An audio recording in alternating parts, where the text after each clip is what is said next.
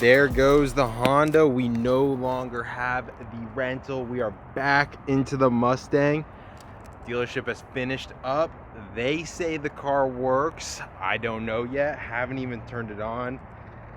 I guess we will have to find out if they fixed it this time for like, I think this has got to be the 4th time we've been to the shop with the car now since I bought it only like 2 months ago. Last time they did the fuel pump, they replaced that. We still had the issue where it wouldn't start. So we brought it back and they've got it this time. They replaced the fuel pump control module. They were able to do that in about 2 days. They were able to get that and get that installed. They say it works now. They say they haven't had any issues starting it. I guess we will have to start it up and figure it out for ourselves if we're gonna have an issue. Not bad. Okay, that's a start. We've got it going. I'll have to drive it around for a little bit, because after I drive it around and then park it, that's when I get my issue, when it sits for a bit after. But listen to that exhaust note. She still sounds good. Oh yeah.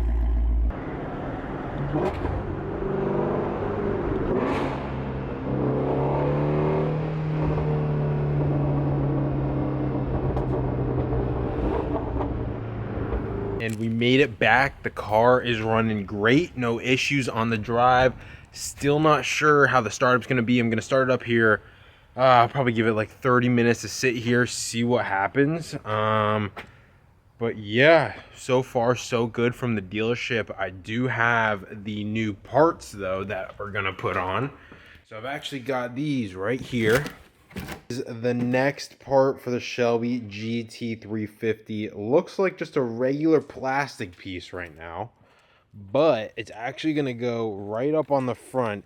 This is gonna be the Shelby GT500 litter. So it's gonna go right here in the front of the Shelby. I'll just set it down on the ground so you guys can kind of get an idea. But that's where it's gonna go, right up there. The Shelby has had no problems. We've got it to the house, driving around, everything's been great. And today we're gonna get started on the next modification. We've got the ZL1 Addons GT500 winglets. So the splitter winglets that are gonna go on the front of the car, it's gonna look so good. It is so dirty on the Shelby. I haven't gotten to wash this thing in so long because it's been in the shop so much. But let's get this cold start going and let's get it up into the garage. Get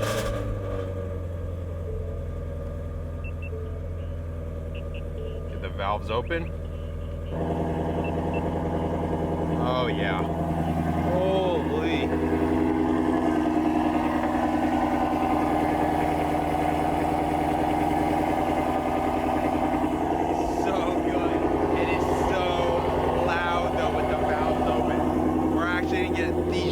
Real quick so the neighbors don't get too mad.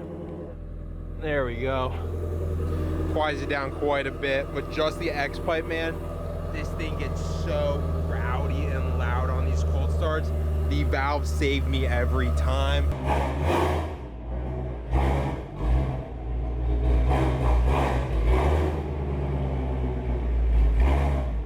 All right, so just off the bat, it doesn't seem like it's gonna be too much work.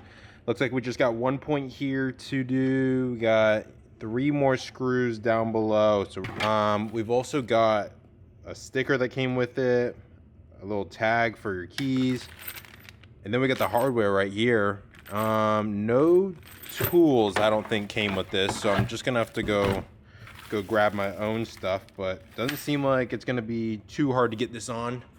Let's hope it's nothing crazy though. I'm actually just gonna turn the wheel real quick because it looks like we're gonna have all of our stuff up in the front. It's gonna make it a little easier with the wheel turned. Basically, these are the bolts that are underneath the car right now, and I just gotta unscrew each one by hand because that's all I've got is these hand tools. And we gotta take 3 of these out on each side, and then we'll move on from there. There we go. We've got it hooked up on the back right there. You can see where we've got it right there.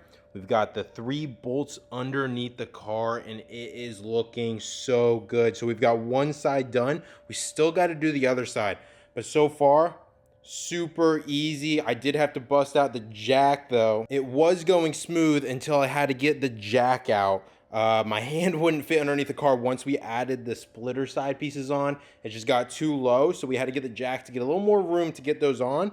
But after that, it was easy. 3 bolts went in and that was it.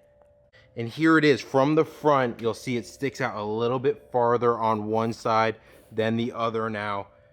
Where you don't have it on this side and you have it on this side, it looks so good. Looks like I only had 2 screws on the bottom on this side where I had 3 on the other side. So I'm really hoping, because if the screw fell out, it would go straight into the tire. So I'm really hoping it's not in my tire and I don't see a flat tire light later. But yeah, we were missing a screw on this side, so I don't know where it went, but let's get this put in now and we'll be almost done. There we are complete. It is on both sides and it is looking so good. Looks so mean in the front now. It makes the car look so much wider, dude. These GT500 splitter canards look so good on the GT350. Shout out to ZL1 Addon for getting these over to me. They look amazing. The quality is top notch too. These things are super thick right here. And they seem super durable, like they're not gonna fly off. I definitely tightened them down a little bit more than was probably suggested, just because I don't want them flying off while I'm driving. But I mean, they are really sturdy. I mean, these things are really good quality. Shout out to ZL1 Addon. But let me know what you guys think of these. I think they look amazing. They make the GT350 so much wider and so much meaner in the front.